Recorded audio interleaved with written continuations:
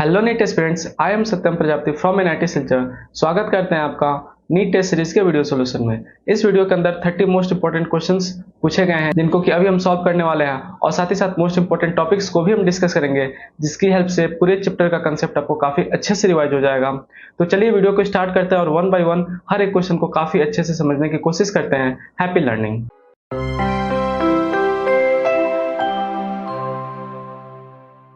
Hello my dear friends, I welcome you all in the new video P block elements NEET test series। इसके अंदर हम क्या करने वाले हैं कि 30 PYQs P block elements के सॉल्व करेंगे। ये क्वेश्चंस आपके लिए काफी ज्यादा इंपॉर्टेंट है। ये वीडियो एक्चुअली पार्ट 2 है। पार्ट 1 में हमने क्या किया था कि जो रिसेंट क्वेश्चंस थे उनको सॉल्व किया था। अब इस दूसरे वाले पार्ट 2 में हम क्या करेंगे कि जो बहुत पुराने क्वेश्चंस हैं जो कि काफी वैल्यू ऐड करेंगे आपके प्रैक्टिस में, वैसे क्वेश्चंस को हमने लिया है सो दैट कि आपकी प्रैक्टिस काफी अच्छी हो सके। तो चलिए हम शुरू करते हैं और वन बाय वन उन क्वेश्चंस को काफी अच्छे से समझने की भी पूरी प्रयास करेंगे। पहला क्वेश्चन हमारे पास है, which compound is electron deficient. Electron deficient कहने का क्या मतलब कि कौन सा ऐसा इसमें से स्पेसीज है जिसके सेंट्रल मेटल के अराउंड जो है 8 इलेक्ट्रॉन्स नहीं है। 8 इलेक्ट्रॉन्स अगर होंगे तो ऑक्टेट रूल को फॉलो करता है, अगर 8 इलेक्ट्रॉन्स नहीं होंगे तो ऑक्टेट रूल को वायलेट करेगा। तो देखते हैं कि कौन सा ऐसा कंपाउंड है जो कि इलेक्ट्रॉन डिफिशिएंट है, यानी कि उसके सेंट्रल मेटल के अराउंड 8 इलेक्ट्रॉन से कम इलेक्ट्रॉन से। तो अगर हम पहले बात करते हैं सिलिकॉन की, तो सिलिकॉन के अराउंड क्या होते हैं, आउटरमोस्ट इलेक्ट्रॉन में 4 इलेक्ट्रॉन होते हैं। तो 1 2 3 4 4 इलेक्ट्रॉन होते हैं, और 4 क्या होते हैं, क्लोरीन। यहाँ से क्या करेंगे, बॉन्ड बनाएंगे। बाकी क्लोरीन के पास भी क्या होगा, 3 लोन पेयर होगा। तो जब ये बॉन्ड बनाएंगे तो इधर आप देख सकते हैं कि जो सिलिकॉन के अराउंड 4 बॉन्ड बन रहे हैं, यानी कि 8 इलेक्ट्रॉन्स हैं, यानी कि ऑक्टेट रूल को फॉलो कर रहा है। तो ये क्या होगा, ये इलेक्ट्रॉन प्रिसाइज एलिमेंट होगा। तो ऐसे समझिए कि जो ग्रुप 14 के एलिमेंट्स होते हैं, यानी कि जो कार्बन फैमिली होती है, वो जो कंपाउंड बनाते हैं हेलोजन्स के साथ या फिर आयोडाइड के साथ, वो क्या होता है, इलेक्ट्रॉन प्रेसाइज कंपाउंड बनाते हैं। उससे जो कम वाले होते हैं, बोरॉन फैमिली, या उससे कम के वो जो बनाते हैं वो इलेक्ट्रॉन डिफिशिएंट बनाते हैं। और बाकी जो 14 से ऊपर वाले हैं, 15-16 ग्रुप वाले, ऑक्सीजन नाइट्रोजन ग्रुप वाले, वो क्या करते हैं, इलेक्ट्रॉन रिच कंपाउंड बनाते हैं। ठीक है, तो हमें इलेक्ट्रॉन डिफिशिएंट बताना है, तो SiCl4 तो होगा नहीं। BCl3 की बात करते हैं तो इस बोरॉन के अराउंड जो है वो बस क्या है, 3 इलेक्ट्रॉन्स ही है ना। बोरॉन के अराउंड बस 3 इलेक्ट्रॉन्स है, और 3 क्लोरीन के साथ क्या करेगा, ये बॉन्ड बनाएगा। तो हमारे पास ये जो स्पेसीज बनाएगा वो क्या होगा, ये इलेक्ट्रॉन डिफिशिएंट स्पेसीज होगा। ठीक है, तो ऑप्शन बी हमारे पास क्या होगा, बिल्कुल राइट आंसर होगा इसके लिए। अब डिस्कस करते हैं क्वेश्चन नंबर 2 की। तो क्वेश्चन नंबर 2 में क्या करें, विच of the following statement is true, यानी इसमें से कौन सा स्टेटमेंट सही है। Silicon exhibit 4 coordination number in compound. तो अगर आपने 12th में होंगे तो आपने कोऑर्डिनेशन नंबर को पढ़ा होगा एनसीईआरटी में। तो वहां पर आपने नोटिस किया कि जो सिलिकॉन के कंपाउंड होते हैं वो अक्सर क्या करते हैं, +4 +6 भी बनाते हैं। तो +6 भी वो बनाते हैं कोऑर्डिनेशन कंपाउंड में। तो ये स्टेटमेंट हमारे पास क्या होगी, गलत स्टेटमेंट होगी। ठीक है, ऑप्शन बी क्या कह रहा है कि bond energy of F2 is less than Cl2। तो क्या होता है, हमारे पास जब F और F ये दोनों क्या करते हैं, बॉन्डिंग करते हैं, तो इनका क्या होता है कि F का यानी कि फ्लोरीन का साइज काफी छोटा होता है, और बाकी हमारे पास क्या होता है, इधर 3 लोन पेयर होते ही हैं। हमारे पास क्या होता है, इधर 3 लोन पेयर होते ही हैं। इसकी वजह से क्या होता है कि काफी अच्छा खासा रिपल्सन हो जाता है इनके अंदर। तो रिपल्सन होने की वजह से इनकी जो बॉन्ड लेंथ होती है वो थोड़ी सी, बॉन्ड लेंथ थोड़ी बढ़ जाती है। फिर आप ये कह लो कि बॉन्ड स्ट्रेंथ जो होती है वो काफी कम हो जाती है। तो बॉन्ड स्ट्रेंथ काफी कम हो जाती है। तो बॉन्ड स्ट्रेंथ काफी कम हो जाने का मतलब क्या है कि बॉन्ड एनर्जी इनकी काफी कम होगी। और Cl2 में क्या होता है कि Cl2 की बॉन्ड डिसोसिएशन एनर्जी ज्यादा होती है। तो ऑर्डर भी आपने याद किया होगा, काफी एक इंपॉर्टेंट ऑर्डर, ये अक्सर आपसे पूछ लिया जाता है कि बॉन्ड डिसोसिएशन एनर्जी जो होता है हेलोजन्स को वो बताइए आप। तो पहले क्लोरीन होता है, देन ब्रोमीन होता है, देन फ्लोरीन होता है, फ्लोरीन का इससे कम होता है, देन आयोडीन होता है। तो हम पास फ्लोरीन इतना कम क्यों हो गया, जस्ट बिकॉज की इसके एटम्स काफी छोटे छोटे हैं। तो आपस में रिपल्सन होने की वजह से क्या होता है, उनका बॉन्ड स्ट्रेंथ काफी कम पड़ जाता है, जिसकी वजह से बॉन्ड एनर्जी भी उनकी कम होती है। तो bond energy of F2 is less than Cl2। तो ये क्या है, बिल्कुल सही स्टेटमेंट है। तीसरा स्टेटमेंट क्या कर रहा है कि Mn3 oxidation state is more stable then Mn2 plus in aqueous state. ठीक है, Mn जो है अगर तीसरे ऑक्सीडेशन स्टेट में, यानी कि अगर +3 में तो ज्यादा स्टेबल है देन Mn2 प्लस। तो ये गलत है, क्यों, अगर आप Mn का कन्फिग्रेशन देखेंगे तो क्या होता है, ये होता है 4s2 और 3d10। ठीक है, अब समझिए 4s2 और 3d10 में क्या होता है। 4s2 कहने का मतलब कि अगर इसको 2 इलेक्ट्रॉन लूज करना होगा तो डेफिनेटली कहां से करेगा, ये 4s2 को हटाएगा। ठीक है, जब ये हमारे पास हटेगा तो 3d10 बचेगा। और 3d10 क्या है कि डी सबसेल के अंदर 10 इलेक्ट्रॉन है, और 10 इलेक्ट्रॉन होने का मतलब है कि काफी ज्यादा वो स्टेबल है। तो ऑब्वियसली वो क्या करना चाहेगा, Mn2+ करना चाहेगा, ठीक है। Mn3+ करने का क्या मतलब है, उसका कन्फिगरेशन क्या हो जाएगा, 3D9 हो जाएगा, जो कि एक अनस्टेबल कन्फिगरेशन है। तो Mn3+ ये नहीं करेगा, ये Mn2+ ही करेगा, ताकि ये 3D10 को अचीव कर सके, है ना, जो कि एक स्टेबल कन्फिगरेशन है। तो ये स्टेटमेंट गलत है, हमारे पास जो Mn3 होगा oxidation state is less stable, ना कि more stable, less stable then Mn2+ इन इको स्टेट। अब स्टेटमेंट डी क्या कह रहा है, elements of 15th group shows only +3 and +5 oxidation state. But हमारे पास रियलिटी में क्या होता है, ये यहाँ पर ओनली ओनली बोल दिया, इसका कहने का मतलब कि +3 +5 ही शो करते हैं, जबकि ऐसा नहीं है। ग्रुप 15 के एलिमेंट आप देखोगे -3 भी शो करते हैं, -1 को शो करते हैं, 0 करते हैं, +3 +5। तो इसके काफी सारे ऑक्सीडेशन स्टेट पॉसिबल हो सकते हैं, ना कि +3 और +5 ही सिर्फ होंगे। तो स्टेटमेंट भी क्या है, गलत है, इसलिए हमारे पास ऑप्शन बी जो है वो बिल्कुल सही आंसर है, सही स्टेटमेंट है। अब हम डिस्कस करते हैं क्वेश्चन नंबर 3 की, which one of the following compound is not a protonic acid. इसमें से कौन सा ऐसा इस कंपाउंड है जो प्रोटोनिक एसिड नहीं है। प्रोटोनिक एसिड क्या होता है, जो कि हमें H+ दें, है ना, ऐसा एसिड जो कि क्या करे, H+ रिलीज करे, वैसा कौन सा एसिड इसमें से नहीं है। तो पहला हमारे पास एसिड क्या है, H3BO3, इसको हम हाइड्रोबोरिक एसिड भी कहते हैं, आपने बोरॉन वाले चैप्टर में पढ़ा होगा, है ना, पी ब्लॉक है। तो हमारे पास BOH थ्राइस, ये क्या करता है, जैसे इसको मतलब हम एक्वस करने की कोशिश करते हैं, यानी कि वाटर के अंदर इस एसिड को डालते हैं, तो क्या होता है कि ये H+OH-, ठीक है। तो ये कैसे चेंज हो जाता है, BOH4, ठीक है, माइनस। तो कुछ इस तरह से चेंज हो जाता है। तो कहने क्या मतलब कि ये H+ रिलीज नहीं करता, ऐसा नहीं कि हमारे पास बोरॉन का अगर हम स्ट्रक्चर बनाया हाइड्रोक्लोरिक एसिड का, तो ऐसा नहीं कि यहाँ से जो H+ है ये बाहर निकल जाएगा, ये H+ बाहर निकल जाएगा, जबकि दूसरे एसिड में होता है। बाकी तीनों में क्या होंगे कि H+ निकलेंगे, और कहाँ से निकलेंगे, OH बॉन्ड में से H+ यहाँ से निकलेंगे। जबकि इसमें क्या है, किसमें क्या है कि हमारे पास हाइड्रोक्लोरिक एसिड में OH- को एक्सेप्ट करता है और ये कंपाउंड बनाता है। ये एसिड तो होता है जो कि OH- को एक्सेप्ट करता है, या तो H+ रिलीज करना है या OH- को एक्सेप्ट करना, तो उसको एसिड कहते हैं। तो ये एसिड तो है, लेकिन प्रोटोनिक एसिड नहीं है, इसलिए ऑप्शन ए हमारे पास क्या होगा, राइट आंसर होगा। अब हम डिस्कस करते हैं क्वेश्चन 4 की, which one of the following statement is not true, है ना, इसमें से कौन सा ऐसा स्टेटमेंट है जो कि सही नहीं है। पहला स्टेटमेंट है, among halide ions iodide is the most powerful reducing agent. इसको देखते हैं हम, आपने इलेक्ट्रोकेमिस्ट्री के चैप्टर में देखा होगा कि उसमें एक टेबल बना हुआ है, जिसमें कि हमारे पास जितने भी एलिमेंट्स होते हैं उनके करस्पॉन्डिंग उनका स्टैंडर्ड रिडक्शन पोटेंशियल लिखा गया है, ठीक है। तो उसमें आप ये नोटिस करेंगे कि जो लिथियम होता है वो काफी टॉप पे है, और नीचे हमारे पास क्या है, फ्लोरीन है, ठीक है। और बीच में कहीं हमारे पास इधर I2 पड़ेगा, हाइड्रोजन इसके ऊपर पड़ेगा, और कहीं ऐसे करते करते Cl2 और F2 हमारे पास इधर पड़ेंगे, ठीक है। तो इसमें हमें क्या समझ में आ रहा है कि हाइड्रोजन के नीचे जितने भी होते हैं उनका प्लस में होता है क्या, standard reduction potential, standard reduction potential होता है, ठीक है। तो ये प्लस में होता है। तो F2 का सबसे ज्यादा है, F2 का प्लस में काफी सबसे ज्यादा है, और I2 का क्या है, कम है। तो I2 का जो स्टैंडर्ड रिडक्शन पोटेंशियल वो कम होता है देन F2, ठीक है, स्टैंडर्ड रिडक्शन पोटेंशियल। इसका कहने का मतलब कि I2 का जो ऑक्सीडेशन पोटेंशियल होगा वो ज्यादा होगा देन F2। इस बात से आप एग्री करते हो, स्टैंडर्ड ऑक्सीडेशन पोटेंशियल, क्योंकि इसमें साइन ही बस चेंज करना होता है ना, आपको पता है। तो I2 का ऑक्सीडेशन पोटेंशियल ज्यादा होता है देन F2, ठीक है। और हमारे पास पावरफुल रिड्यूसिंग एजेंट होने का मतलब क्या है, पावरफुल रिड्यूसिंग एजेंट होने का मतलब क्या है कि रिड्यूसिंग एजेंट क्या होता है, वो सब्सटेंस जो क्या करें, खुद को ऑक्सीडाइज करें और दूसरे को रिड्यूस करें। तो वो सब्सटेंस जिसके अंदर काफी ज्यादा कैपेसिटी है कि खुद को ऑक्सीडाइज करें, इसका मतलब को काफी पावरफुल रिड्यूसिंग एजेंट होगा। तो हमारे पास हैलाइड में क्या है, आयोडीन हमारे पास सबसे पावरफुल रिड्यूसिंग एजेंट है। क्यों, क्योंकि इसके पास ऑक्सीडेशन पोटेंशियल सबसे ज्यादा है, यानी कि खुद को काफी अच्छे से ऑक्सीडाइज कर लेगा। तो स्टेटमेंट हमारे पास क्या है, ये सही स्टेटमेंट है। आई होप कि ये लिंक आप समझ रहे होंगे कि जिनका स्टैंडर्ड रिडक्शन पोटेंशियल कम है, यानी कि उनका स्टैंडर्ड ऑक्सीडेशन पोटेंशियल ज्यादा होगा, यानी कि जिनका स्टैंडर्ड ऑक्सीडेशन पोटेंशियल ज्यादा होने का मतलब क्या है, तो खुद को काफी अच्छे से ऑक्सीडाइज कर पाएंगे।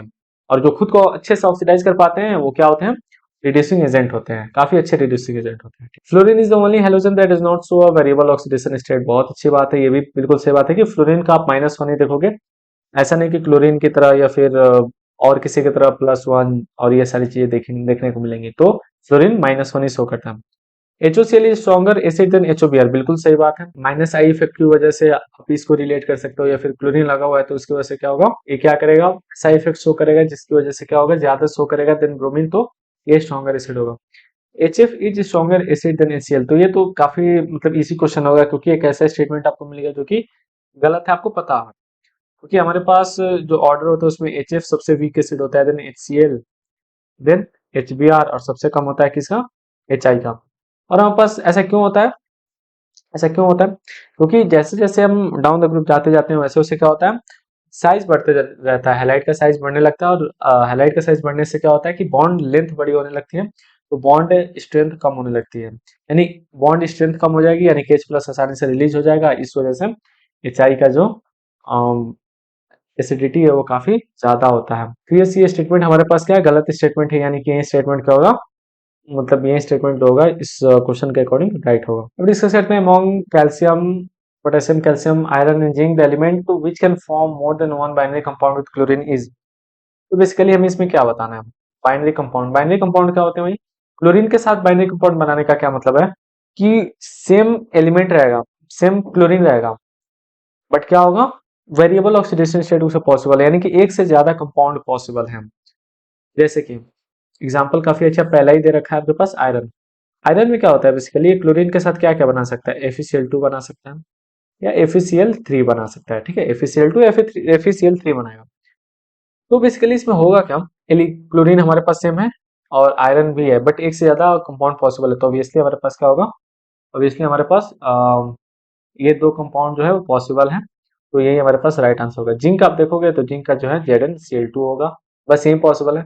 पोटेशियम का देखोगे तो KCl पॉसिबल है, कैल्शियम का देखोगे तो CaCl2 पॉसिबल है, और इन तीनों में तो कुछ और नहीं बना सकते ना, तो ऑब्वियसली हमारे बना सकते हैं बट स्टेबल नहीं बना सकते ना, कि जो स्टेबल रहे, तो इस वजह से हमारे पास क्या होगा, ऑप्शन ए राइट होगा। अब क्वेश्चन 6 क्या कह रहा है, which one of the following oxide is expected to exhibit paramagnetic behaviour, इन इसमें कौन सा कंपाउंड है जो कि पैरामैग्नेटिक बिहेवियर को एग्जिबिट करेगा। तो पैरामैग्नेटिक को हम कैसे आइडेंटिफाई करेंगे, हम ऐसे देखेंगे कि सेंट्रल मेटल के अराउंड लोन पेयर जो है, यानी कि हमारे पास जो इलेक्ट्रॉन्स है वो पेयर में है, तो डेफिनेटली वो क्या करेगा, वो काफी तो वो डायमैग्नेटिक बिहेवियर का होगा। बट अगर वो क्या है, एक ऐसा इलेक्ट्रॉन बच जाता है, मतलब सिंगल इलेक्ट्रॉन बचता है, तो डेफिनेटली वो क्या होगा, पैरामैग्नेटिक बिहेवियर का होगा। जैसे कि अगर हम CO2 का स्ट्रक्चर बनाते हैं तो CO और यहाँ पास O, ठीक है। CO2 हमारे पास क्या होता है, ये इसके अराउंड कार्बन के अराउंड जो होते हैं, हम आउटर मोस्ट में 4 इलेक्ट्रॉन होते हैं, चारों चारों ने बॉन्ड बना दिया, कोई लोन पेयर नहीं हमारे पास, तो ये क्या होगा, डायमैग्नेटिक बिहेवियर शो करेगा। कार्बन की फैमिली में है सिलिकॉन भी, तो वो भी सेम कंपाउंड ही बनाएगा, ठीक है। अब बात करते हैं सल्फर की, तो सल्फर में क्या होता है, इसके अराउंड 6 इलेक्ट्रॉन्स होते हैं, ठीक है। कार्बन के अराउंड जो होते हैं, सॉरी सल्फर के अराउंड 6 इलेक्ट्रॉन होते हैं, तो दो इधर और दो इधर बना लेते हैं। ये जो दो है इनसे क्या करेगा, ऑक्सीजन बनाएगा, ठीक है। बाकी एक लोन पेयर हमारे पास क्या हो जाएगा, वो बच जाएगा, और ये लोन पेयर हमारे पास बचेगा। बट ये लोन पेयर जो है, ये लोन पेयर है, यानी कि इसके अंदर 2 इलेक्ट्रॉन्स हैं, तो ये डायमैग्नेटिक बिहेवियर शो करेगा, ना कि पैरामैग्नेटिक। अगर एक इलेक्ट्रॉन बचता है तो वो क्या होता, तब वो पैरामैग्नेटिक होता है, जैसे कि ClO2 में हमें मिलेगा। अगर ClO2 में हम करें तो कैसे होगा, कि हमारे पास ये क्लोरीन है, ये ऑक्सीजन है, क्लोरीन के अराउंड कितने होते हैं, 7 इलेक्ट्रॉन्स होते हैं, 4 इंगेज हो गए पहले बॉन्ड बनाने में, बचे हमारे पास एक ही है जो कि एक लोन पेयर होंगे, और एक इलेक्ट्रॉन हमारे पास ये बच जाएगा, ठीक है।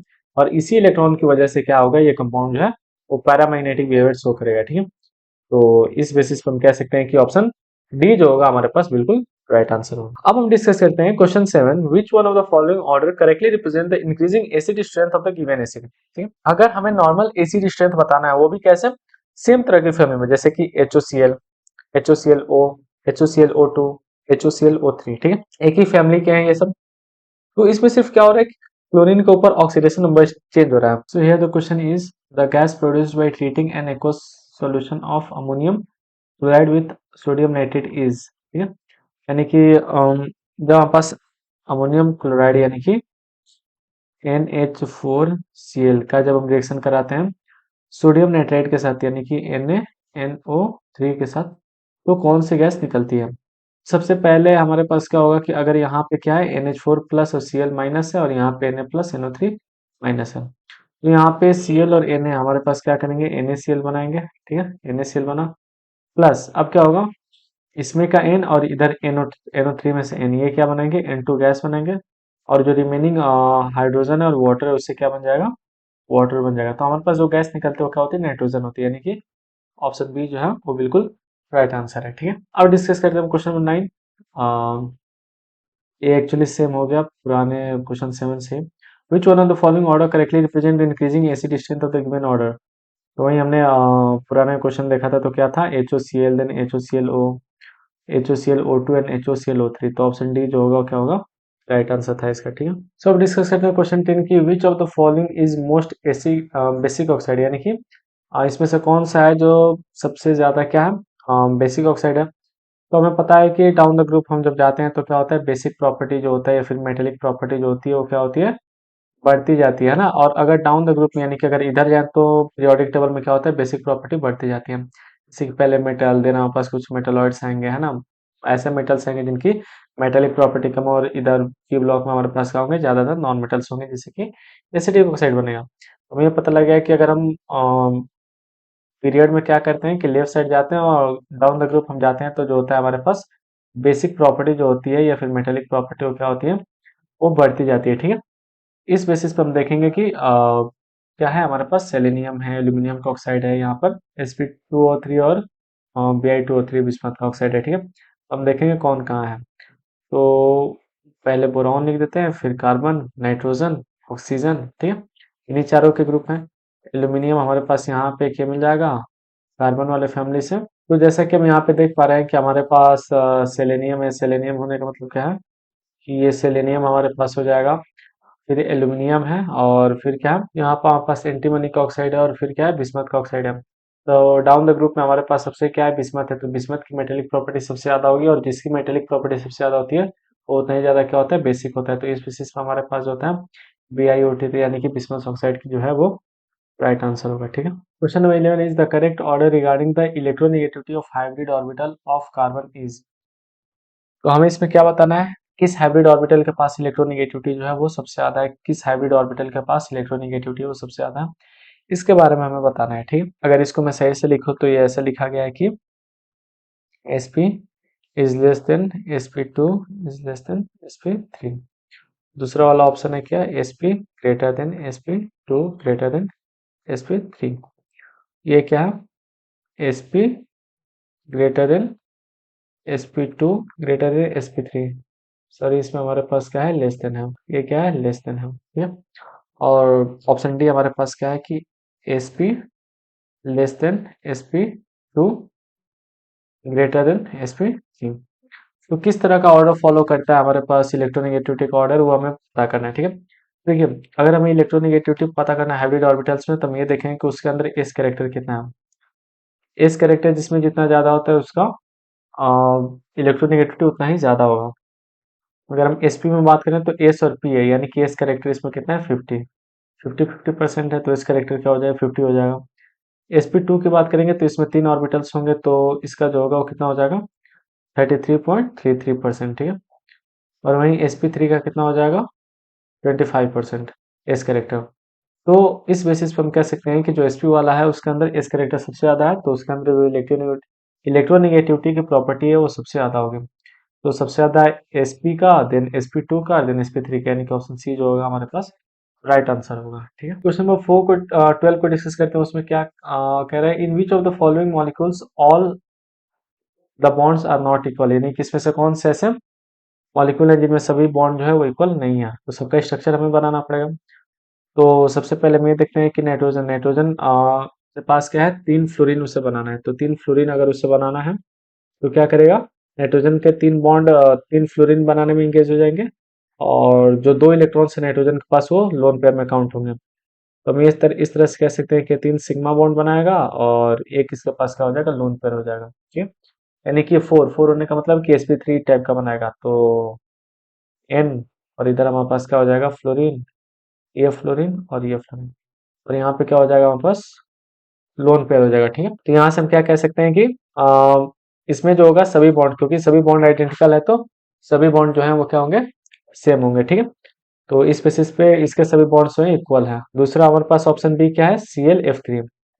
ClF3 में क्या है, ClF3 में हमारे पास क्लोरीन है। क्लोरीन के अराउंड कितने इलेक्ट्रॉन्स होते हैं, 7 इलेक्ट्रॉन्स होते हैं, ठीक है। और हमें बॉन्ड कितने बनाने हैं, 3। तो रिमेनिंग के जो 4 ऑर्बिटल्स हैं वो क्या होंगे, इसमें खाली रहेंगे, ठीक है। तो 4 ऑर्बिटल्स खाली होने का मतलब, 4 इलेक्ट्रॉन्स खाली होने का मतलब क्या है कि 2 लोन पेयर बनाएंगे।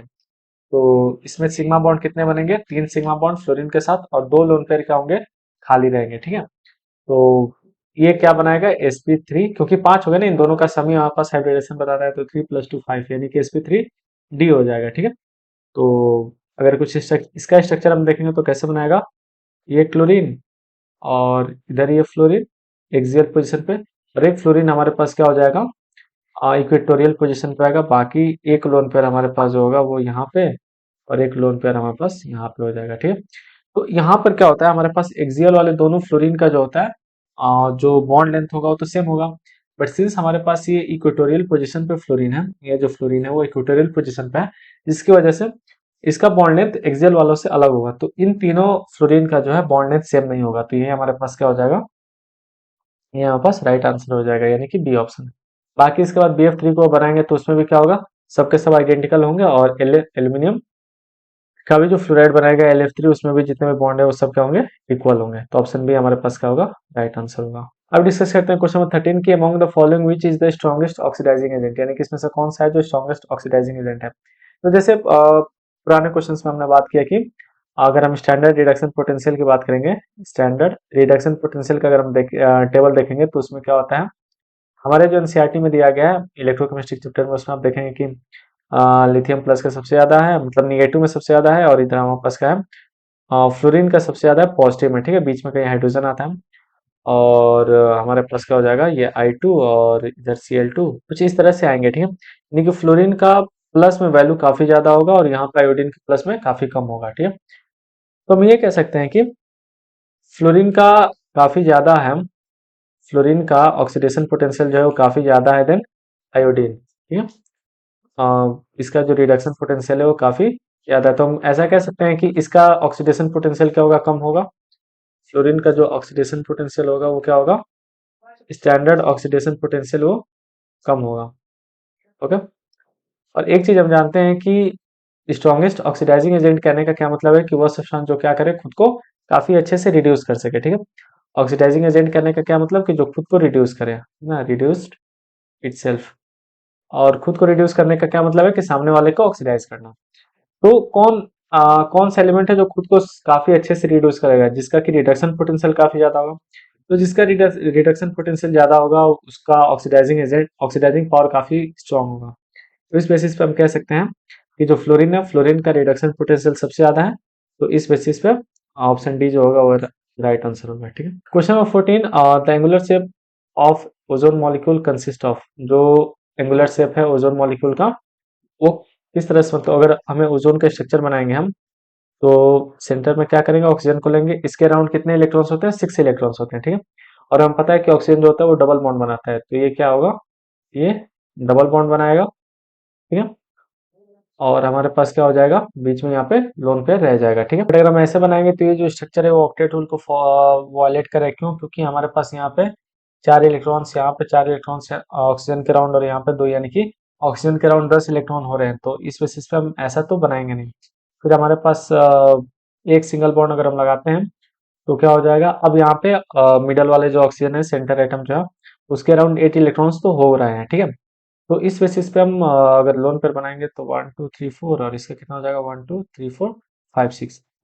तो अब हम कह सकते हैं कि सही है। बाकी इसको यहाँ पर हम क्या कर सकते हैं, यहाँ पर प्लस और माइनस रिप्रेजेंट कर सकते हैं, लेकिन ओवरऑल क्या होगा, न्यूट्रल ही कंपाउंड रहने वाला है। ठीक है, तो इसमें क्या है, एक सिग्मा है जो कि सॉरी 2 सिग्मा है जो कि यहाँ पर बन रहे हैं, और एक हमारे पास क्या है, पाई है। तो 2 सिग्मा है और एक पाई है, यानी कि ऑप्शन बी जो होगा क्या होगा, बिल्कुल राइट आंसर होगा इसके। क्वेश्चन 15 क्या कह रहा है कि which of the following oxidation state are the most characteristics for tin, lead and tin respectively. तो हम ग्रुप 14 के एलिमेंट्स की बात करें तो का, सी, गया, शंकर। तो ये हमारे पास क्या है, ये हमारे पास लेड है, और स्टेनम क्या हमारे पास है, टीन है। तो जो हमारे पास लेड होता है, लेड क्या करता है, इनर्ट पर इफेक्ट शो करता है। जो लेड होता है वो क्या करता है, वो इनर्ट पेयर इफेक्ट शो करता है। तो इनर्ट पेयर इफेक्ट शो करने की वजह से क्या होगा, जो इस ग्रुप का जो ऑक्सीडेशन स्टेट होता है, जैसे कि +4 होता है, वो ना करके ये क्या करेगा, उससे 2 कम, यानी कि जो लेड है वो कितना करेगा, वो +2 करेगा, ठीक है। तो इस वजह से हमारे पास जो लेड है, लेड का कितना होगा +2 और टीन का कितना होगा +4। तो +2 एंड +4 यानी कि ऑप्शन ए क्या होगा हमारे पास राइट आंसर होगा, ठीक है। Question number 16 states that oxidation state of P in this and this compound are respectively, यानी कि हमें ऑक्सीडेशन स्टेट बताना है फॉस्फोरस का। कंपाउंड क्या है, H4P2O5, ठीक है। दूसरा क्या है, H4P2O6 एंड देन क्या है, H4P2O7, ठीक है। ये हमारे पास क्या है, ऑक्सीडेशन स्टेट है पी के।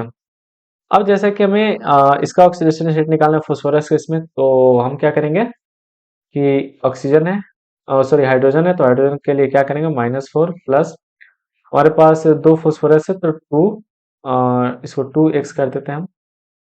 फास्फोरस का ऑक्सीडेशन स्टेट के लिए क्या हो जाएगा 2 प्लस, और यहाँ पर क्या हो जाएगा -10, इसको हम क्या करेंगे 0, तो कितना हो जाएगा 2x इज इक्वल टू 6 और x की वैल्यू कितनी हो जाएगी 3 हो जाएगी, ठीक है। दूसरे वाले में क्या है हमारे पास कि हाइड्रोजन है तो +4, क्योंकि इसकी इलेक्ट्रोनेगेटिव इन सब में क्या है सबसे इलेक्ट्रोनेगेटिव सबसे कम है, तो पॉजिटिव हम इसको लेंगे। तो हाइड्रोजन, उसके बाद क्या है +4 इसके लिए, दो फॉस्फोरस हैं तो 2x और माइनस ऑक्सीजन हमारे पास क्या है, सॉरी ऑक्सीजन जो है हमारे पास 6 है, तो हम इसको क्या करेंगे 2 × 6 इज इक्वल टू 0, तो कितना हो जाएगा 4 + 2x - 12 इज इक्वल टू 0, तो 2x - 8 इज इक्वल टू 0 और x की वैल्यू कितनी हो जाएगी +4 हो जाएगी, ठीक है। उस तरह से अगर हम इसमें फॉस्फोरस का निकालेंगे तो क्या हो जाएगा +4 + 2x - 14 is equal to 0, 2x - 10 is equal to 0 और x इज इक्वल टू 5। तो इधर हमारे पास क्या है, इधर फॉस्फोरस के पास कितना हो जाएगा, इधर फॉस्फोरस के पास +3 हो रहा है, यहाँ पे फॉस्फोरस के पास +4 और इधर फॉस्फोरस के अराउंड +5, यानी कि +3 +4 +5, यानी कि ऑप्शन डी जो होगा हमारे पास क्या होगा बिल्कुल राइट आंसर होगा, ठीक है। So question number 17 tells the non metal that does not exhibit positive oxidation state, यानी कि कौन सा नॉन मेटल है, या फिर नॉन मेटल कह सकते हो आप, या फिर कौन सा ऐसा हैलाइड है जो कि पॉजिटिव ऑक्सीडेशन स्टेट एग्जिबिट नहीं करते हैं, शो नहीं करता। तो एक ही दिमाग में हमारे पास आता है आयोडीन, क्यों, सॉरी आयोडीन करें फ्लोरीन, क्यों, क्योंकि फ्लोरीन जो होता है वो इतना ज्यादा इलेक्ट्रोनिगेटिव होता है कि उसके रिस्पेक्ट में बाकी सब पॉजिटिव बन जाते हैं, बट ये क्या होता है ये निगेटिव ही रहता है। तो इसका जो ऑक्सीडेशन स्टेट होता है वो माइनस स्टेट होता है, -1 होता है फ्लोरीन का, रिमेन सबका वेरिएबल होता है। हमारे पास जो राइट आंसर वो क्या है फ्लोरीन है, ठीक है। अब डिस्कस करते हैं क्वेश्चन नंबर 18 की, तो उसमें क्या कह रहा है कि the stability of +1 oxidation state among aluminium, gallium, indium and thallium increases in the sequence. जैसे आपको पता है कि इनर्ट पेयर इफेक्ट की वजह से जैसे जैसे हम डाउन द ग्रुप आते जाते हैं वैसे वैसे +1 ऑक्सीडेशन स्टेट जो है ग्रुप 13 के अंदर वो बढ़ता है ना। तो हम ये लिख सकते हैं यहाँ पे कि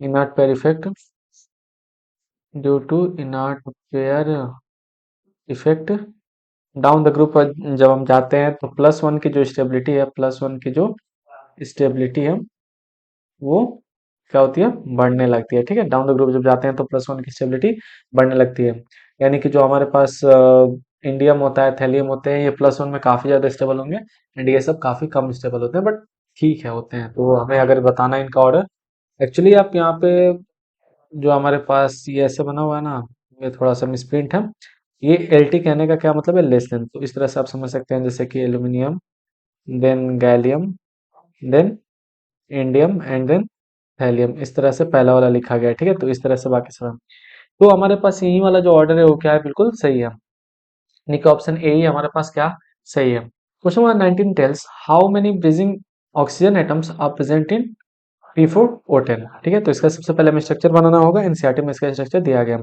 तो एनसीईआरटी में जितने भी स्ट्रक्चर्स दिए गए हैं ये ब्लॉक के अंदर, एक्चुअली एस ब्लॉक का आपका चैप्टर है वो तो डिलीट हो गया, बट वो कहीं ना कहीं से पूछा भी जा सकता है, तो एक बार उसका क्रॉस चेक कर लेना उसका स्ट्रक्चर के बारे में। बाकी जितने भी है पी ब्लॉक, डीएनएफ ब्लॉक, इन सब के स्ट्रक्चर्स आपको काफी अच्छे से आने चाहिए, ठीक है। तो अगर हम P4O10 की बात करते हैं तो हमारे पास क्या होगा, पहले हम क्या करेंगे 4 पी बना लेंगे फॉस्फोरस, और उसके बाद क्या करेंगे 10 ऑक्सीजन को एडजस्ट करना है, तो हमारे पास डबल बॉन्ड ऑक्सीजन तो हर फॉस्फोरस के पास रहेगा ही। देन हमारे पास पी और दो फॉस्फोरस के बीच में क्या होगा, एक ऑक्सीजन ब्रिज एटम रहेगा, ठीक है। हमारे पास क्या रहेगा, कुछ इस तरह का, और ये कुछ इस तरह का। देन हमारे पास ये फॉस्फोरस ऐसे और ये फॉस्फोरस साथ ऐसे, यानी कि टोटल अगर हम बात करें तो हमारे पास कितने ब्रीजिंग ऑक्सीजन है, तो एक, दो, तीन, चार, पाँच, छ। छः हमारे पास क्या होगा, बिल्कुल राइट आंसर होगा। अब हम डिस्कस करते हैं question number 20। Which one of the following molecular hydride act as a Lewis acid, यानी कि इसमें से कौन सा ऐसा हाइड्राइड है जो कि लेविस एसिड की तरह एक्ट करता है। देखिए लेविस बेस क्या होता है, अगर हम बात करें लेविस बेस की, तो मैंने एक्चुअली ये सारी चीजें उसके टर्म्स में कर रखी हैं।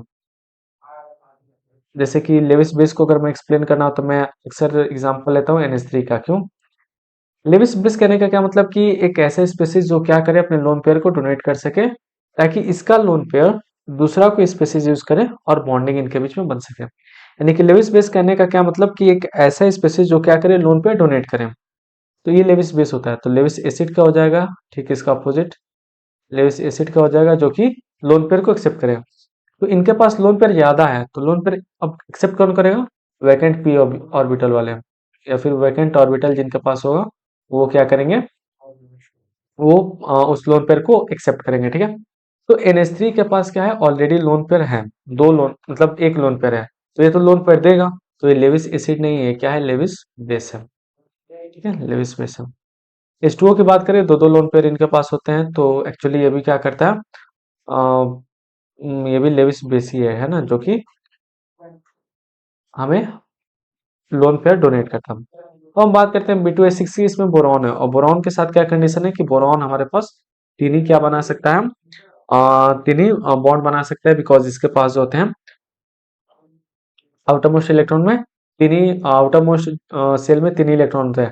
बट इनके इनके में क्या होता है ना कि एक वैकेंट ऑर्बिटल होता है, वैकेंट पी ऑर्बिटल, जिसमें कि क्या करते हैं, कोई लोन पेयर अपना दे करके बॉन्ड बना सकता है, ठीक है। तो ऑब्वियसली, और यही जो फॉर्मेशन होता है, यही हमारे पास कोऑर्डिनेट बॉन्ड का फॉर्मेशन होता है, कि जिसके पास लोन पेयर होता है वो किसी दूसरे स्पेसीज जिसको लोन पेयर चाहिए उसके साथ बॉन्ड बनाता है, तो कोऑर्डिनेट बॉन्ड बनते हैं। तो B2H6CS एक ऐसा स्पेसीज है जो क्या करता है, उसके वैकेंट ऑर्बिटल में, राइट, उसके वैकेंट ऑर्बिटल में इलेक्ट्रॉन्स को एक्सेप्ट करता है, और जिससे कि बॉन्ड का फॉर्मेशन होता है, तो ये लेविस एसिड की तरह काम करेगा।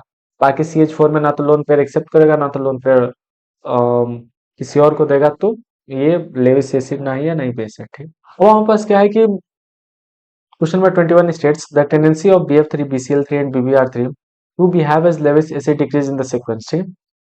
लेविस एसिड, तो हमारे दिमाग में क्या चीज आता है लेविस एसिड को कहने का, कि एक ऐसे स्पेसीज हमको चाहिए जो क्या करे, लोन पेयर को एक्सेप्ट करे, ठीक है।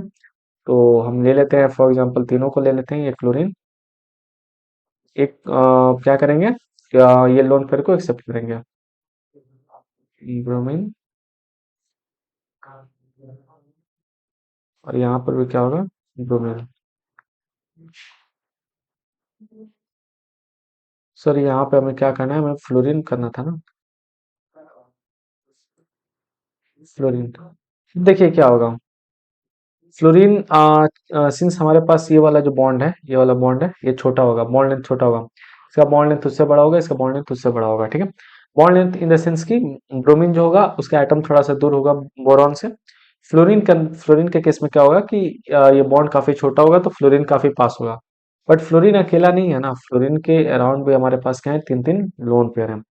तो अगर यहाँ पे कोई लोन पेयर एक्सेप्ट करेगा, राइट, अगर यहाँ पर लोन पेयर बोरॉन एक्सेप्ट करेगा, तो काफी ज्यादा रिपल्सन होगी बोरॉन के बीच में और ये जो लोन पेयर है इनके बीच में, जिसकी वजह से ये नहीं चाहेगा बोरॉन कि किसी और लोन पेयर को एक्सेप्ट करे, ठीक है, क्योंकि काफी ज्यादा रिपल्सन होगी, जिसकी वजह से कंपाउंड अनस्टेबल बनेगा। बट इस वाले केस में क्या है कि बोरॉन काफी दूर है, जिसकी वजह से अगर यहाँ पे हमारे पास लोन पेयर भी आता है तो बहुत कम रिपल्सन होगा इन बोरॉन के लोन पेयर की वजह से। इस वजह से हम ये कह सकते हैं कि लेविस एसिड की तरह जो होगा, यानी कि लोन पेयर एक्सेप्ट करने की जो टेंडेंसी होगी वो BBr में ज्यादा होगी, BBr3 में ज्यादा होगी। क्यों ज्यादा होगी, जस्ट बिकॉज कि उसमें रिपल्सन काफी कम हो रहा है। और उसके बाद होगी BCl3 में, और सबसे कम होगी किसमें, BF3 में, ठीक है। तो ऑब्वियसली में कह सकते हैं कि हमारे पास एक्चुअली जीटी कहने का क्या मतलब है, एक्चुअली पीपीटी बनाने वालों ने थोड़ा सा मतलब ध्यान नहीं दिया। जीटी कहने का मतलब है ग्रेटर देन, ठीक है। तो हमारे पास कुछ इस तरह का बना हुआ है। तो हमारे पास BBR3 then BCL3 and then BF3, यानी कि इसको ऐसे लिख सकते हैं BBR3 and then BCL3 and then BF3, ठीक है। तो ऑप्शन बी क्या होगा इस टर्म्स में, बिल्कुल राइट आंसर होगा। Question number 22 states that which of the following statement is incorrect, यानी कि इसमें से कौन सा स्टेटमेंट है जो कि इनकरेक्ट है। तो क्या कह रहा है कि pure sodium metal dissolves in liquid ammonia to give blue solution. तो ये तो काफी इंपॉर्टेंट चीज है जो कि आपके माइंड में होगा ही, है ना। एमोनेटेड इलेक्ट्रॉन्स, ठीक है, एमोनेटेड नाइट्रोजन, जिसकी वजह से एमोनेटेड इलेक्ट्रॉन्स की वजह से ब्लू कलर होता है ना। तो हमारे पास जब सोडियम को हम क्या करते हैं कि लिक्विड अमोनिया के साथ रिएक्ट कराते हैं या उसके अंदर डिसॉल्व करते हैं, तो हमारे पास जो होता है सोडियम प्लस बनता है, ये भी एमोनिएटेड होता है। जो इलेक्ट्रॉन्स होता है ये एमोनिएटेड इलेक्ट्रॉन्स होता है, और इसी एमोनिएटेड इलेक्ट्रॉन्स की वजह से जो सॉल्यूशन होता है वो सॉल्यूशन हमारे पास ब्लू कलर का होता है, ठीक है। तो ये स्टेटमेंट हमारे पास बिल्कुल सही ऑप्शन है, सही है। NaOH रिएक्ट्स विद ग्लास, और ग्लास यहाँ पे हमारे पास क्या है, SiO3 है ना। तो जो हमारे पास होता है SiO3 सिलिका ऑक्साइड, वो ग्लास है, to give sodium silicate. Yes, हमारे पास जो NaOH है वो ग्लास के साथ रिएक्ट करेगा, यानी कि SiO2, तो क्या बनाएगा, सोडियम सिलिकेट बनाएगा, यानी कि Na2SiO3, ठीक है। और प्लस हमारे पास क्या निकलेगा, वाटर। तो डेफिनेटली ये वाला स्टेटमेंट भी हमारे पास सही है कि जब NaOH होता है, ठीक है, NaOH रिएक्ट करता है SiO2 के साथ, और SiO2 हमारे पास क्या है, यहाँ पर ग्लास है। तो क्या बनाते हैं, सोडियम सिलिकेट बनाते हैं, प्लस वाटर का फॉर्मेशन होता है। तो ये वाला भी स्टेटमेंट क्या है, सही है। Ammonium reacts with excess of NaOH to give aluminium try hydroxide, ठीक है। अल्युमिनियम जो होता है एक्सेस ऑफ NaOH के साथ रिएक्ट करके एल्यूमिनियम हाइड्रोक्साइड बनाता है, एल्यूमिनियम टेट्राऑक्साइड। तो ये बिल्कुल गलत स्टेटमेंट है, ठीक है। अगर हम आपकी जगह होते तो ये दोनों चीजें तो हमें बेसिकली पता होती, ठीक है, ए और बी तो पता होता। हमें सी के बारे में कंफर्मेशन नहीं होता तो हम डी में जाते हैं कि NaHCO3 on giving on heating gives Na2CO3, यानी कि सोडियम बाइकार्बोनेट को जब हम हीट करते हैं तो सोडियम कार्बोनेट में चेंज होता है। ये तो बहुत बेसिक चीज बात है ना, जो कि हम काफी लंबे समय से पढ़ते आ रहे हैं कि जब हमारे पास क्या होता है NaHCO3, यानी कि सोडियम कार्बोनेट, जब हम इसको हीट करते हैं तो क्या बनता है Na2CO3, ठीक है, plus H2O and plus CO2, ठीक है। ये तो बहुत बेसिक सी चीज है जिसको कि हम पढ़ते आ रहे हैं। तो ये वाला भी स्टेटमेंट हमारे पास क्या होगा, सही होगा, यानी कि ये वाला स्टेटमेंट हमारे पास क्या है, गलत है। तो बेसिकली ऐसे मिल जाता। बट हम इसका एक्सप्लेनेशन देखते हैं यहाँ पे कि जब हम एल्यूमिनियम को एक्सेस ऑफ NaOH के साथ हम रिएक्शन कराते हैं, ठीक है, तो हमारे पास क्या होता है, Na प्लस तो बनता ही है, साथ ही साथ जो एल्यूमिनियम होता है वो हाइड्रोक्साइड के साथ कुछ इस तरह का अरेंजमेंट करता है, ठीक है। यहाँ पर भी एल्यूमिनियम का क्या है, +3 ऑक्सीडेशन स्टेट में है, ठीक है। तो कुछ इस तरह का फॉर्मेशन करता है, एक कॉम्प्लेक्स का फॉर्मेशन करता है, ना कि एक सिंपल कंपाउंड का फॉर्मेशन करता है, एक कॉम्प्लेक्स कंपाउंड का फॉर्मेशन करता है, एंड प्लस हमारे पास H2O फॉर्मेशन होता है। तो इस वजह से ये स्टेटमेंट हमारे पास क्या है, गलत है, और यानी कि यही हमारे पास राइट ऑप्शन है। विच of the following oxide is amphoteric, इसमें से कौन सा ऐसा ऑक्साइड है जो कि एम्फोटेरिक है। एम्फोटेरिक कहने का क्या मतलब है भाई, कि जो मतलब बेस के साथ भी रिएक्ट कर ले, एसिड के साथ भी रिएक्ट कर ले, दोनों प्रॉपर्टी को शो करे, तो ऐसे ऑक्साइड को हम एम्फोटेरिक मतलब ऐसे कंपाउंड को एम्फोटेरिक कंपाउंड कहते हैं। तो जैसे कि मेरे दिमाग में बेसिक होता, कोई भी क्वेश्चन को अप्रोच करने से पहले मैं एलिमिनेशन के बारे में सोचता, ठीक है। अगर सिंपल बना है ठीक है, नहीं तो एलिमिनेशन। तो मुझे पता है ये CaO, मतलब ऐसे दिमाग में आता है कि यार कैल्शियम ऑक्साइड है हमारे पास, जितने भी मतलब अगर हम बेरिलियम को छोड़ दे तो बाकी जितने भी एस ब्लॉक एलिमेंट्स है वो सब के सब क्या होते हैं, बेसिक होते हैं। तो ये हमारे पास क्या है, ये तो बेसिक हो जाता हूँ, है ना। CaO क्या हो जाता है, बेसिक हो जाता हूँ। दूसरी चीज हमें क्या पता थी कि जितने भी नॉन मेटल के ऑक्साइड होते हैं ना वो सब एसिडिक नेचर के होते हैं। मैक्सिमम जितने भी नॉन मेटल के ऑक्साइड होते हैं वो एसिड ही होते हैं, जैसे कि कार्बन का हो गया, नाइट्रोजन का हो गया, सिलिकॉन का हो गया, फास्फोरस का हो गया, ठीक है। तो इस वजह से हमारे पास ये CO2 का क्या हो जाता है, एसिडिक हो जाता है। SiO2 कार्बन के जस्ट नीचे है, SiO2 कहीं ना कहीं देखिए पी ब्लॉक एलिमेंट में कुछ इस तरह का अरेंजमेंट है कि जो टॉप के एलिमेंट्स है ना, जो ऊपर के ग्रुप के एलिमेंट है पीरियड के, वो बेसिकली क्या बनाते हैं, वो बेसिकली एसिडिक बनाते हैं, बीच वाले जो होते हैं वो एम्फोटेरिक बनाते हैं कुछ कुछ, और जो नीचे वाले होते हैं वो जनरली क्या होते हैं, बेसिक कंपाउंड बनाते हैं, ठीक है। तो जो SiO2 है ये भी हमारे पास क्या होगा, एसिडिक ही होगा, क्योंकि ये कार्बन के जस्ट नीचे होता है तो एसिडिक बनाएगा। तो बच्चा हमारे पास एम्फोटेरिक कौन, तो जो हमारे पास टिन होता है SnO2 वो क्या होगा, टिन ऑक्साइड, वो एम्फोटेरिक नेचर का होगा, ठीक है। तो ऑप्शन ए हमारे पास क्या होगा, बिल्कुल राइट आंसर होगा। अब हम डिस्कस करते हैं क्वेश्चन नंबर 24 की, विच of the following does not give oxygen on heating, ठीक है। तो कौन सा ऐसा कंपाउंड है जो जिसको कि अगर हम हीट करेंगे तो वो ऑक्सीजन नहीं देगा।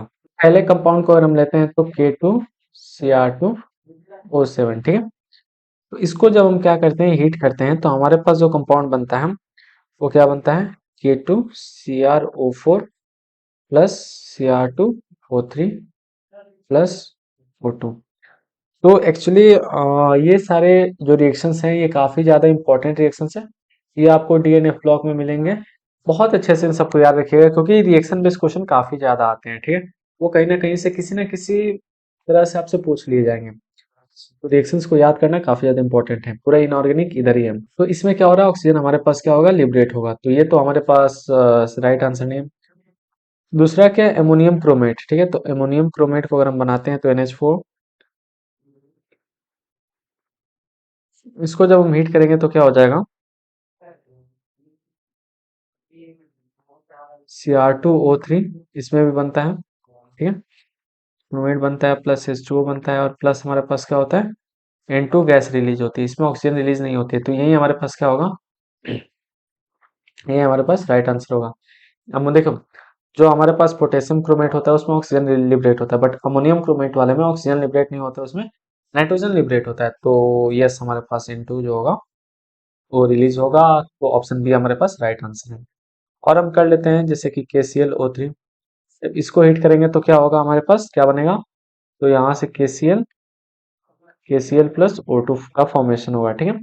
और लास्ट में हमारे पास क्या बनता है, ZnClO3।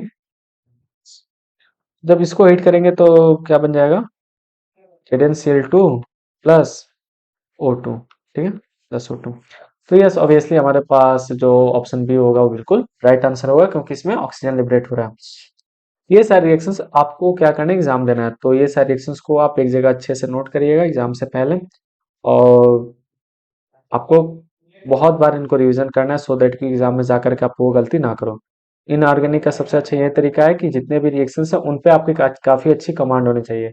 उसके बाद आता है स्ट्रक्चर, और उसके बाद एनसीईआरटी रीडिंग करना मस्ट ही है। ये सारी चीजें करके आप काफी अच्छे स्कोर कर सकते हो। अब डिस्कस करते हैं क्वेश्चन नंबर 25 की, in which of the following arrangement the given sequence is not strictly according to the property indicated against it, ठीक है।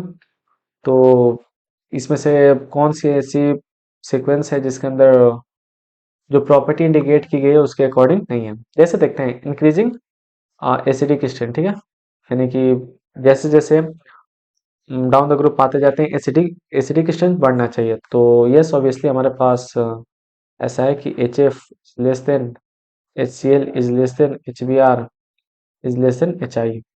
तो ये ऑप्शन जो होगा ये बिल्कुल क्या होगा, इंक्रीजिंग एसिडिक स्ट्रेंथ में होगा, ठीक है, इंक्रीजिंग एसिडिक स्ट्रेंथ में होगा ये चीज, है ना। तो ये बिल्कुल सही है, सही ऑर्डर में। दूसरा हम बात करते हैं H2O, यानी कि H2O, then H2S, and then H2SE, and then H2T।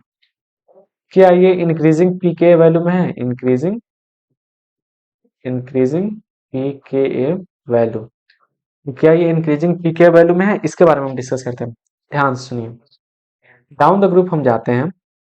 अगर हमारे पास हाइड्राइड का है ना, पहले दिमाग में रखना है कि अगर हाइड्राइड है तो जब हमारे पास हाइड्राइड होता है, डाउन द ग्रुप जब हम जाते हैं, तो जो एसिडिक नेचर होता है, पी ब्लॉक के केस में एसिडिक नेचर जो होता है वो क्या होता है, बढ़ता है। पी ब्लॉक के केस में जब हाइड्राइड के साथ फॉर्मेशन होता है, तो डाउन द ग्रुप जब जाते हैं तो एसिडिक नेचर बढ़ता है। एसिडिक नेचर बढ़ने की वजह का क्या मतलब है कि के की वैल्यू जो होती है वो बढ़ती है, के की वैल्यू भी बढ़ती है। और के की वैल्यू बढ़ने का मतलब क्या है कि पीके की वैल्यू क्या होती है, वो कम होती है। तो डाउन द ग्रुप जाने पर पीके की वैल्यू क्या होती है, कम होती है। इसका जो ऑर्डर है, इसका जो ऑर्डर है, ये नहीं होना चाहिए। इसका जो ऑर्डर है वो एक्चुअली ये होना चाहिए, है ना, H2O, then H2S, then H2SE and then H2TE। तो ये हमारे पास ये वाला जो ऑप्शन है ये बिल्कुल मतलब ये गलत है ना, ऑर्डर इसका गलत है। लेस देन नहीं होना चाहिए, यहाँ पे ग्रेटर देन होना चाहिए। तो ये ऑप्शन गलत है, यानी कि यही हमारे पास क्या होगा, राइट आंसर होगा। बाकी सबका तो आप जानते हैं कि इंक्रीजिंग एसिडिक कैरेक्टर में करना है, यानी कि ये डाउन द ग्रुप में ये NH3 PH3 SH3 SBH3 है ना, डाउन द ग्रुप में ये, तो ऑब्वियसली हमारे पास क्या होगा, एसिडिक कैरेक्टर बढ़ेगा इनका। इंक्रीजिंग ऑक्सीडाइजिंग पावर है, तो डाउन द ग्रुप हम जाते हैं तो ऑक्सीडाइजिंग पावर भी क्या होती है, बढ़ती है। तो ऑप्शन बी हमारे पास क्या है, राइट ऑप्शन। अब डिस्कस करते हैं question number 26, which of the following statement is not valid for oxo acids of phosphorus, यानी कि फोस्फोरस के ऑक्सो एसिड्स में कौन सी ऐसी चीज है जो इसमें गलत है। ओके, पहला स्टेटमेंट है orthophosphoric acid is used in the manufacture of triple super phosphate. तो ठीक है, अभी हम क्या करते हैं ना, एलिमिनेशन मेथड इसमें लगाते हैं और देखते हैं कि कौन ऐसा हो सकता है। अगर नहीं हुआ तो मे भी वो भी हो सकता है, ठीक है। तो वहां पे जाएंगे तो ये हमारे पास उतना क्लिक करेगा नहीं, क्लियर नहीं पता, ठीक है। तो ये अप्रोच आप यूज कर सकते हैं कि आप एलिमिनेशन मेथड करके क्वेश्चन सॉल्व कर सकते हैं। जैसे कि जितना हमें पता है उस बेसिस पे क्वेश्चन सॉल्व हो जाए तो अच्छी बात है, नहीं तो तुक्का मारने का हम बाद में सोच सकते हैं, ठीक है। ऑप्शन बी हमारे पास क्या, hydrophosphorous acid is a diprotic acid, ठीक है। जो हाइड्रोफोस्फोरस एसिड होता है वो डाइप्रोटिक एसिड होता है। इसके बारे में बताना है, तो सबसे पहले इसके लिए आपको जितने भी स्ट्रक्चर्स हैं उनके नेम और स्ट्रक्चर पता होना चाहिए। तो हाइड्रोफोस्फोरिक एसिड की बात करें, फोस्फोरस एसिड, तो हाइड्रोफोस्फोरस एसिड की बात करें तो इसका फॉर्मूला क्या होता है, H3PO2। अगर हमारे पास हाइड्रोफोस्फोरिक एसिड होता तो उसका फॉर्मूला जो होता वो H3PO3 होता। तो H3PO1 H3PO2 है, यानी कि इसका जो ऑक्सीडेशन स्टेट है वो +1 है फोस्फोरस का, ठीक है। अगर इसका स्ट्रक्चर बनाते हैं तो हमें पता है कि फोस्फोरस है तो एक तो डबल बॉन्ड होगा, एक OH होगा, ये कंफर्म है। अब उसके बाद जो बचता है उसके हिसाब से सेट करेंगे। तो हमारे पास दो H ही बच रहे हैं, तो हम क्या करेंगे कि दो H इधर लगा देंगे। ये वाले H जो होते हैं वो रिड्यूसिंग नहीं होते हैं, कहने का क्या मतलब कि ये वाले जो H होते हैं वो नहीं निकलते, जो ऑक्सीजन के साथ अटैच होते हैं वही H+ निकलता है।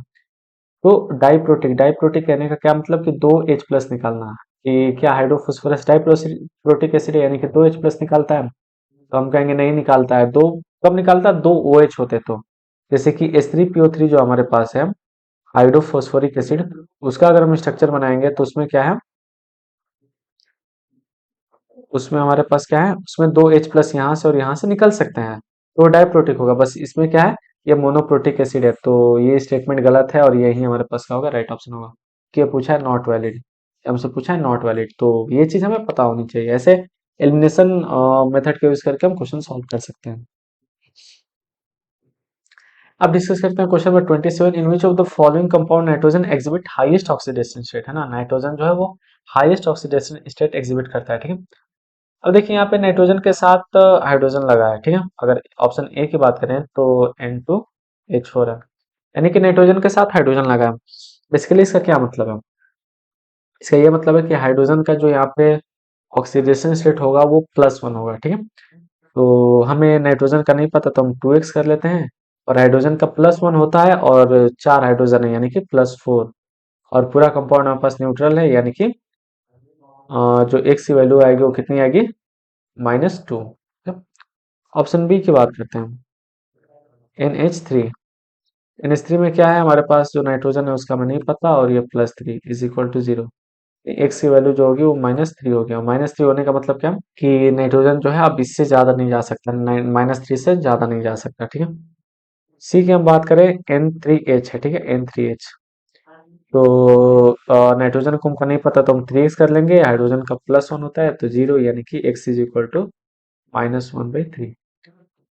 डी की हम बात करेंगे तो NH2OH, ठीक है। तो नाइट्रोजन का हमें नहीं पता, x लिखेंगे, हाइड्रोजन का हमें पता है तो +2 लिखेंगे, ठीक है, +2। और OH का क्या है -1, OH के लिए क्या होगा -1, तो इज इक्वल टू 0, यानी कि x इज इक्वल टू -1।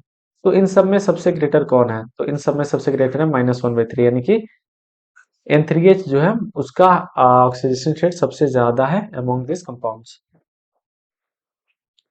अब डिस्कस करते हैं question number 28, which is the strongest acid in the following. तो हमारे पास HClO4 है, H2SO3 H2SO4 है, HClO3।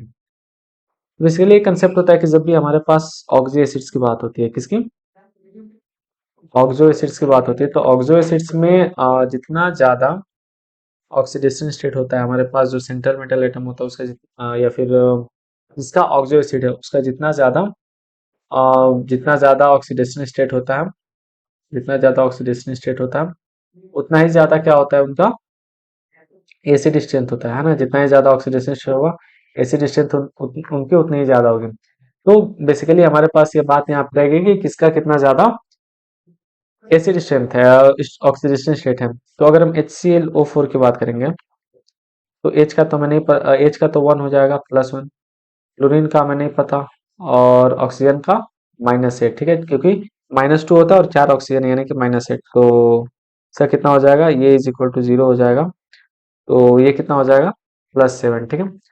और बाकी H2SO3 की हम बात करेंगे तो H2SO3 का कितना हो जाएगा +2 +x -6, यानी कि 3 ऑक्सीजन है, यानी कि -6 इज इक्वल टू 0, यानी कि ये इज इक्वल टू 0 हो जाएगा, यानी कि x इज इक्वल टू +4।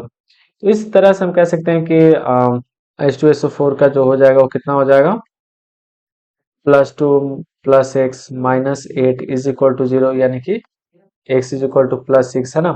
तो बेसिकली 7 से ज्यादा तो किसी का भी नहीं होगा, इसका भी क्या होगा +5 ही होगा, तो इस बेसिस पे +7 HClO4 का, यानी कि वो हमारे पास का होगा राइट आंसर होगा। अब बात करते हैं क्वेश्चन नंबर 29 की, which one of the following molecule contains no pi bond, यानी कि इनमें से कौन सा मॉलिक्यूल है जिनके पास कोई पाई बॉन्ड नहीं होती। तो सीधे साथ अगर हम SO2 का बनाते हैं तो कुछ ऐसे बनाते हैं।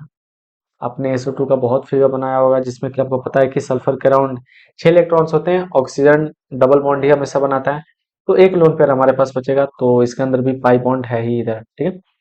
NO2 की बात करें, NO2 में भी होगा, है ना, क्योंकि इसमें भी क्या है हमारे पास नाइट्रोजन है, तो ये भी क्या करेगा करेगा। ये एक सिंपल इसका है, बाकी इसके बाद कोऑर्डिनेट का भी ये बना सकते हैं, जैसे बनाते हैं। CO2 में भी क्या होता है कि CO2 में भी हम ऐसा बनाते हैं जिसमें क्या होता है 180 डिग्री पे दोनों ऑक्सीजन लगे हुए होते हैं, तो इसमें भी क्या होता है कि पाई बॉन्ड होता है। बचा हमारे पास वाटर, वाटर के अंदर जैसे कि आपको पता है कि कुछ इस तरह का फॉर्मेशन होता है, तो इसमें क्या होता है पाई बॉन्ड नहीं होता, तो यही हमारे पास क्या होगा राइट आंसर होगा। अब बात करते हैं क्वेश्चन नंबर 30 की, acidity of diprotic acid in aqueous solution increases in the order, ठीक है। एसिडिटी जो है डाइप्रोटिक एसिड की वो किस ऑर्डर में यहाँ पे चलेगी। तो देखिए जैसा कि अभी हमने थोड़ी देर पहले डिस्कस किया कि अगर हमारे पास पी ब्लॉक एलिमेंट है और वो हाइड्राइड फॉर्मेशन करते हैं, तो डाउन द ग्रुप हम जैसे जैसे जाते हैं वैसे वैसे क्या होती है एसिडिक कैरेक्टर उसकी बढ़ती जाती है, ठीक है। तो एसिडिक कैरेक्टर वैसे वैसे उसकी बढ़ती जाती है। तो अगर हमें एसिडिटी बताना है डाइप्रोटिक एसिड यानी कि 2H+ देते हैं, डाइप्रोटिक कहने का मतलब कि 2H+ देंगे, तो ये किस ऑर्डर में होगा कि डाउन द ग्रुप जैसे जैसे जाएंगे वैसे वैसे उनकी एसिडिटी बढ़ती जाएगी, ठीक है। तो सबसे कम होगी H2S की, देन होगी H2Se की, एंड देन उससे कम होगी H2Te की, देन उससे सॉरी उससे ज्यादा होगी H2P की, है ना। तो ये ऑर्डर में क्या होंगे एसिडिक कैरेक्टर जाएगा, ठीक है। तो यस ऑब्वियसली हमारे पास H2S, then H2Se and then H2Te, तो हमारे पास ऑप्शन जो है ए बिल्कुल राइट आंसर है। So thank you so much ये कंसिस्टेंसी मेंटेन करने के लिए। आई होप कि इन 30 क्वेश्चन से आपको बहुत कुछ सीखने को मिला होगा और काफी अच्छे से आपने इन सब क्वेश्चंस को पहले अटेम्प्ट किया होगा, देन आपने सोल्यूशन देखा होगा। मिलते हैं अगले और वीडियो में अच्छे क्वेश्चंस के साथ। Till then keep learning, be happy, thank you.